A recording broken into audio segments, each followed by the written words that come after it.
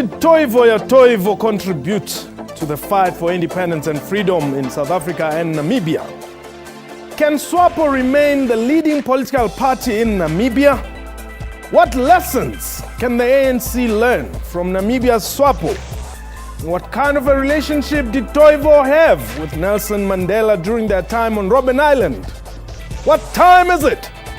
It's question time.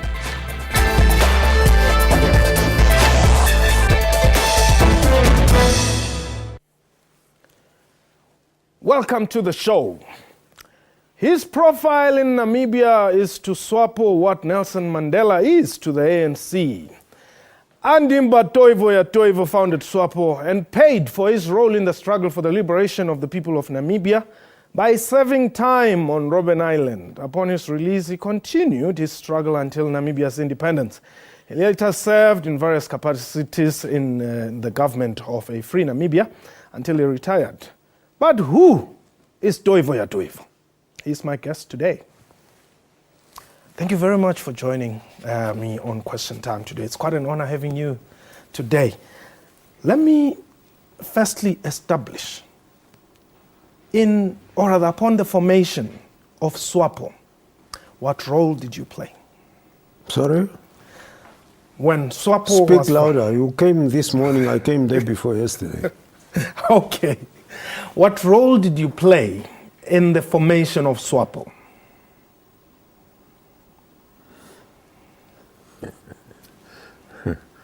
What role did I play in the formation of SWAPO? You said it yourself. Yeah, I want to hear it from you.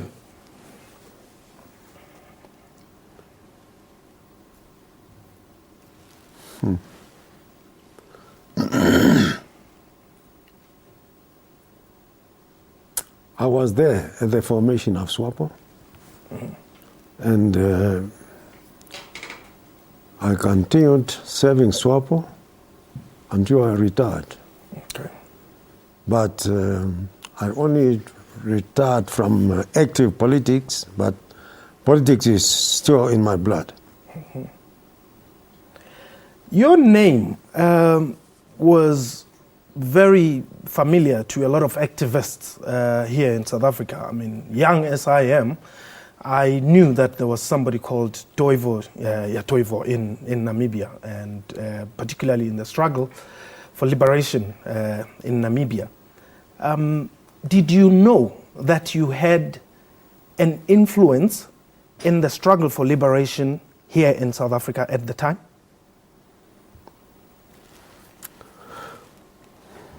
Well, I didn't know much, but I knew now because I have even a girl named after me here. Mm-hmm. I know. Let's talk about your time, or rather what led to your arrest and your sentence, which was, I think, 20 years you were sentenced to Robben Island. Let's just talk about that. What led to your arrest and what happened? Well, what happened is that I helped in the formation of SWAPO, and I also helped the trained SWAPO soldiers who came to the country. That's what exactly led to my arrest. Okay. And to serve on Robben Island. Okay. Then you were sentenced to what? To 20 years on Robben Island. You got there, you were in a different section, from what was regarded as other dangerous political prisoners, which was the Mandelas, the Sisulus, the Mbekis, and all that. But after a few years, you were then transferred to the same section with the likes of Nelson Mandela. How was it? What were the conditions in prison then? Conditions in jail were not something to be talked about because you were not even born, I believe. Yeah, correct. And now you are sitting there talking about Robben Island. And even perhaps you also are quite eager, or you have already been there, to go and see Robben Island. Mm-hmm. So it was not easy, but here we are. Our captors were saying, oh, these terrorists and pokos, they are not going to leave this Robben Island, they are going to die here. Mm-hmm. But those captors of ours, most of them are gone, and we are still here. What sort of relationship? What sort of relationship did you have? I mean, you were coming from, if one may call it, a different or a separate country, as opposed to, like you're saying, the PAC activists, the ANC activists who were also on Robben Island. What sort of relationship did you have with other members of those political organizations? In prison, although we belong to different political organizations, we had a good relationship with all the political parties there. Mm-hmm. The difference only came out perhaps when people wanted to discuss their own affairs, but the relationship was very sound between the organizations or members of the organizations.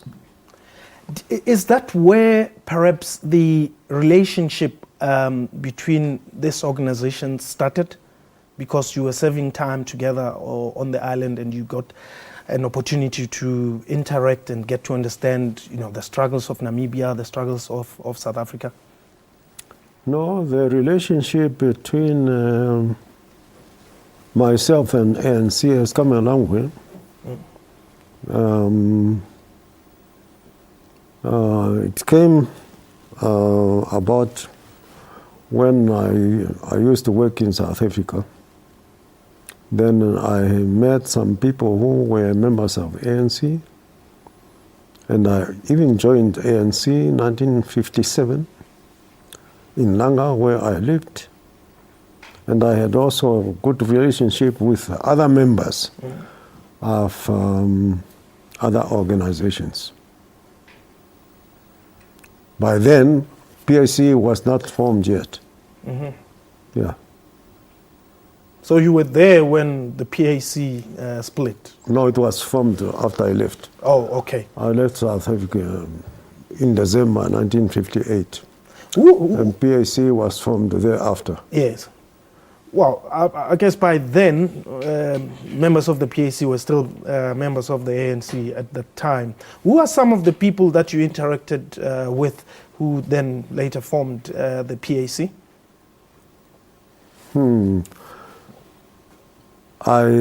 When PAC was formed, I was already in Southwest Africa after my deportation from South Africa. Mm-hmm. And I remember those who were there was Philip Kozane, who was a student at the University of Cape Town, and he led a group of young people. And then I understand he was outspoken figure of PAC at the formation of PAC. Then I understand after that, I think he left for Nigeria or something. He disappeared. Yes, Philip Kosana, yes. I don't know whether he died or he just disappeared or he just left the politics. I don't know what happened to him. Okay. I want us to take a break. When we return, let's look at the struggles that SWAPO waged to free Namibia, but only after the break. Please don't go away, we're taking a quick break.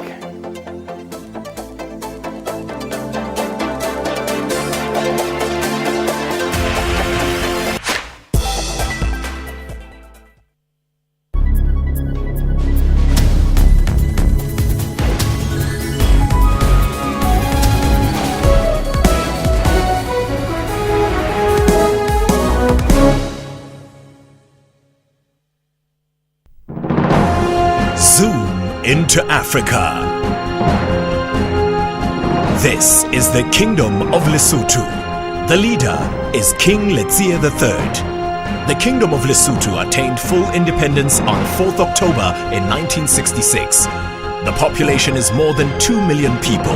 One of the major languages spoken is English. Monetary unit is Maluti.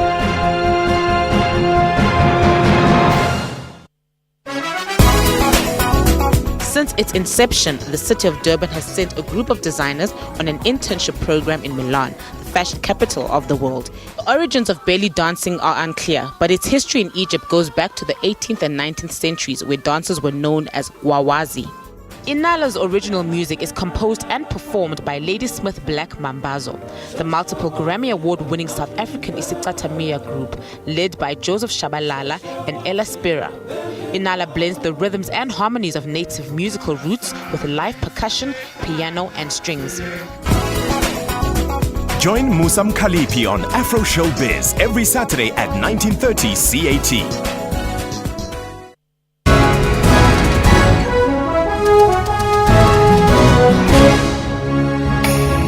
Guinea is reopening an Ebola clinic in its remote southeast in an effort to prevent sick nationals seeking better treatment elsewhere. The new labor law also seeks to clamp down on violent strikes by holding a trade union liable for violence committed by its members during a strike. The new canal is set to boost annual revenues to about $13 billion by 2023. It's part of a larger project to expand port and shipping facilities around the canal. This is Vigigas's 4th victory on the PGA Tour. That's all the weather that I have for you for now. Stay tuned. For all your business news, catch news at 1 every day. Be informed. We really know the hype is about the new and how about the new cabinet will actually perform. But what role should then the media be playing at this critical stage? I would hope that the media will give the newly appointed people a benefit of the doubt. Has the media lost its respect in this regard? We want you to tell us. The many factors that are hidden from the public in terms of this ought to be brought out by the media. Watch Media Monitor with me, Alicia Jali, Sundays at 9 a.m. only on the SABC News Channel.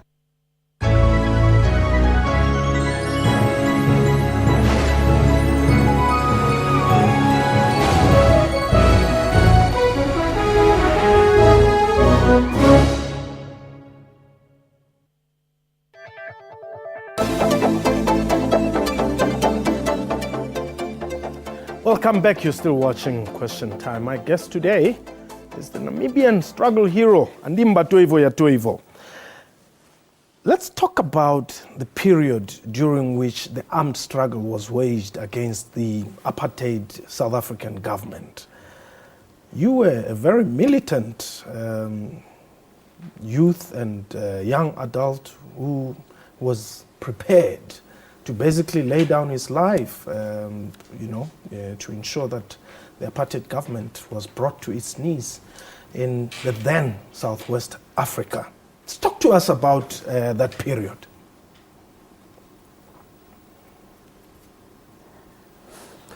The period in jail or the period of... Out of jail. Out of jail? Yeah. Before or after my release? After your release. Oh, after my release, I went back to join my colleagues. Yes. In exile. Mm-hmm. And I became a Secretary General of SWAPO until independence. Yes. And after independence, I became a Minister of Mines and Energy for a certain period, a Minister of Labor, and the Minister of Prisons, until I retired from politics 2005. Yeah. Now, how difficult was it to wage that struggle from exile against the South African government, which was clearly more equipped than the guerrillas Swanla had? Well, the struggle for democratization of South Africa and the independence of Namibia was waged by the people who were determined to wage it until the final democratization of South Africa and independence of Namibia. And the leaders of apartheid were saying there will be no black leadership in South Africa, and they also followed the footsteps of Ian Smith of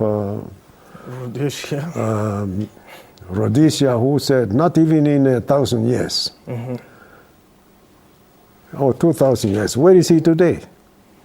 And he was proved to be wrong. And the similar thing happened here and in Namibia. Yes. The Stradums and Malans, Fairwoods, yes, were telling the people, their own leader, followers, that they were sent by God to come and educate the barbarians here. They will stay here for years. What is the situation today? And we said, they can talk, but we are going to be there one day. Yes. Here we are. They are no more there. But yes, let me allow you. They were proved. And I don't know what their followers are saying today. They were just misled. And we said, well, they can mislead their own people, but one day we shall be there. Okay. Here we are. We were proved to be correct. Here we are. Have you forgiven them? Well, we can forgive them, but we are not going to forget what they have done to our people and even to ourselves. If we say, well, reconciliation, if we start now holding one another at throats, what is going to happen to the country? If we start doing that, the country will be a desert. There will be no people left. So we said, well, reconciliation, let's forget what happened. Let's forgive them, but we cannot forget what happened to our people. Okay. Yeah. Let's talk about Resolution 435. Were you happy about it? And if so, how did it make you feel that it took 10 years to implement? Well, there were thorns and stumbles that held 435 to be implemented. Reagan administration in the United States, with his man called Chester Crocker, whom I call Chester Crook. He came up with a story of, what was it called? We came up with, what was it called then? He said,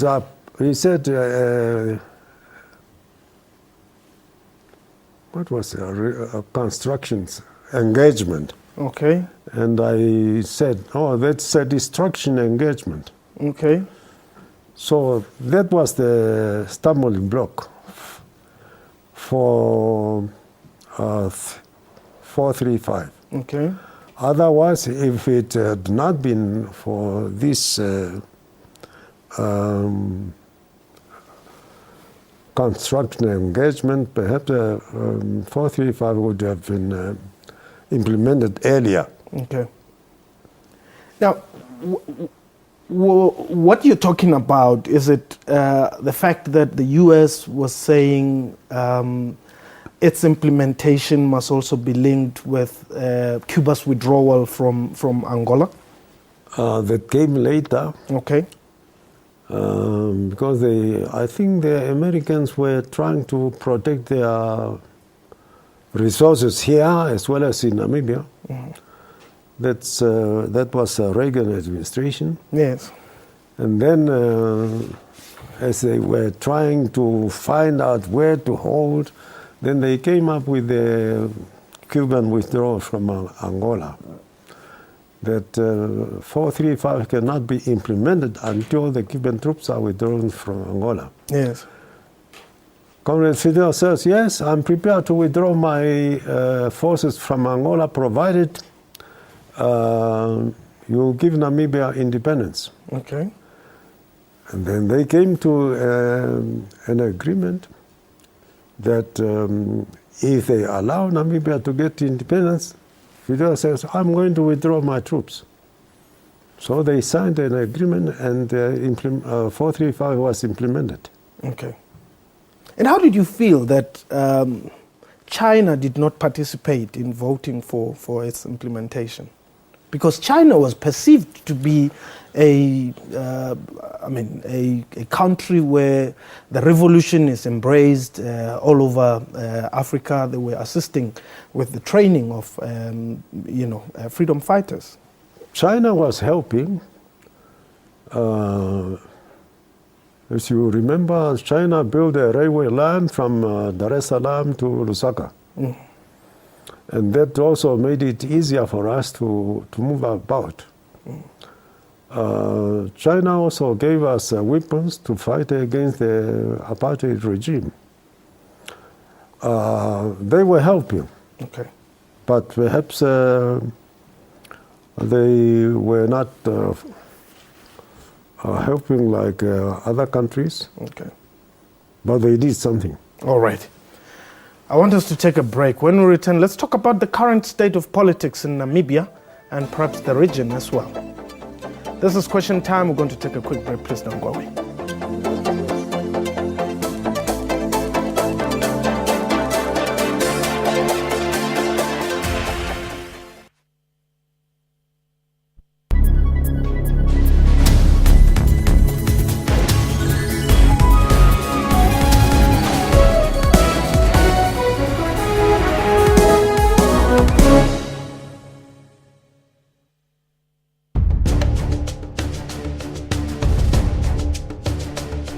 Over 20 years now, South Africa has just been one big construction site, building houses. This is the only country in the world that provides free housing.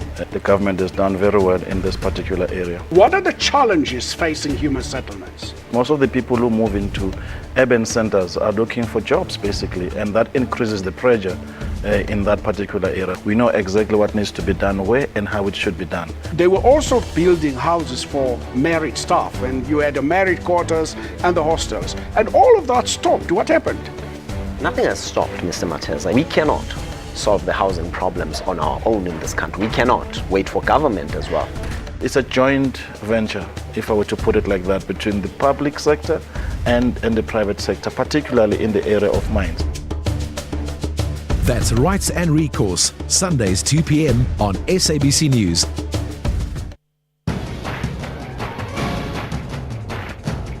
Should marijuana be legalized in South Africa or not? The legalization of dagga is a no to our country. Look at the rate of rape in our country because of people that But you can't say dagga makes people that get are under raped the then. influence of dagga. When a young man comes to you and says, I'm having a problem with dagga, do you send him to jail? We don't send them Then to you already concede that you agree that prohibition is not the answer, Mr. because Panga. our aim is to help them. As is ours. It is you helping them by giving them dagga. How are you going to control this? Just give me a chance. Because if you cannot control it now, as the CYP of South Africa, we say no to the legalization of dagga. No matter what you study, no matter what you tell me, I say no. Watch Newsroom with me, Eben Janssen, weekdays at 9 a.m. on the SABC News channel.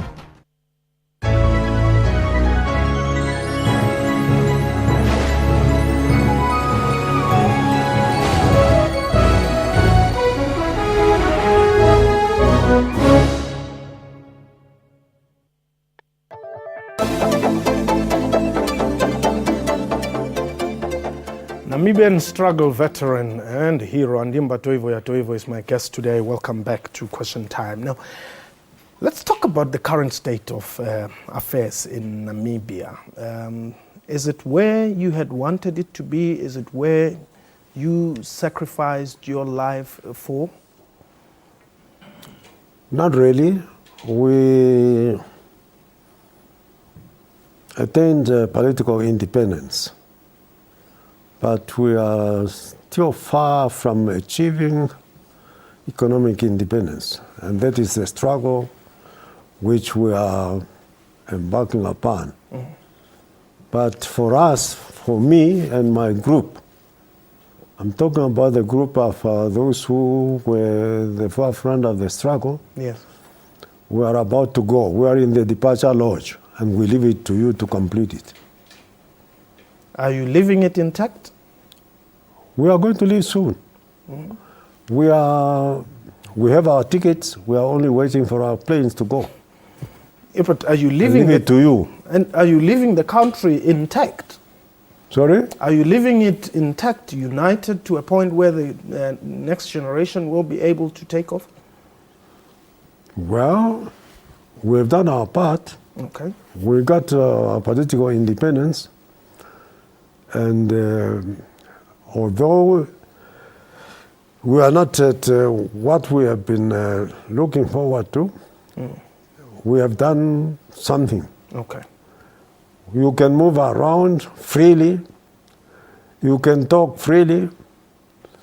Therefore, what is left is for you to complete.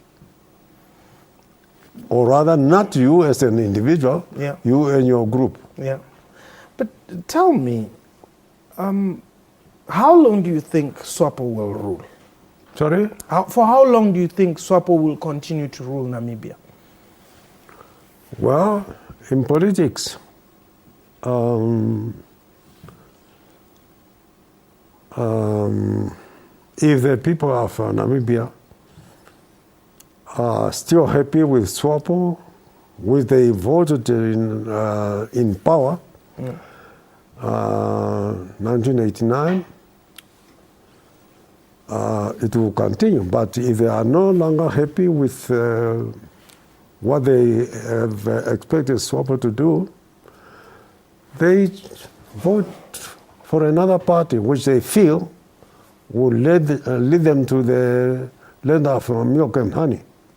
Do you think opposition politics are possible in Namibia now in a very strong manner? So far, I don't see any powerful political party in Namibia today than SWAPO. Okay. But it's for the Namibian people to decide. Okay. For instance, elections is coming. Yes. And the Namibian people will decide who or which party they think will lead them to the milk and honey, as I said. There have been some accusations of corruption within government politicians. Even here in South Africa, there were reports that some senior government officials and their families are benefiting a lot from the resources of the country there. Is this not a point of concern for you? Well, when you read what happens, what you read in the press, corruption is very rife, both in Namibia and in South Africa. Correct. And this is what we read. If what we read is the true story, then the voters will decide which party they think will lead them to the land of milk and honey. Okay. There's a question really that I would love to put to you is, if I were to organize a meeting between you and President Robert Mugabe, what would you say to him? That's a difficult question. What will I say to President Robert Mugabe? Yes. In relation with what? With all that is happening, as head of state, as head of ZANU-PF, and yourself as a former leader of both SWAPO and SWANDLA. That depends on what we are going to discuss. What would you like to discuss with him? No. He's a president, I'm not a president. Okay. That is something the President Mugabe and his colleagues, the presidents, will discuss. He has nothing to discuss with me. And you also don't have anything to discuss with him? Or to talk about? You are peers, by the way. I leave that to his group, fellow president, to discuss with him. Okay. Not me. And do you ever have time to talk to the current generation of SWAPO leaders? Yes. Any intention to change the name? Well, I raised this question earlier on, and the voter says, no, we're not going to change our name. Okay. That's why it is there. But perhaps you and I are in the same boat. Southwest Africa, there is no more Southwest Africa. Correct. But the voters say, no, we keep our name. Okay. Let me allow and you... you cannot go against the will of the people. The will of the people. Okay. We'll have to leave it there. We've run out of time, but it was quite a pleasure and an honor having you in studio. And we wish you an even longer life and a healthy one for that matter. Are you satisfied with a long life? Yes. For how long do you want to live? For as long as God allows me on this earth. That was question time for today. A big thank you to my guest and to you for watching the show. We welcome your feedback via email, questiontime@sabc.co.za. Our Twitter handle is @questiontime24. From me and the rest of the crew, have yourself a wonderful time. Goodbye.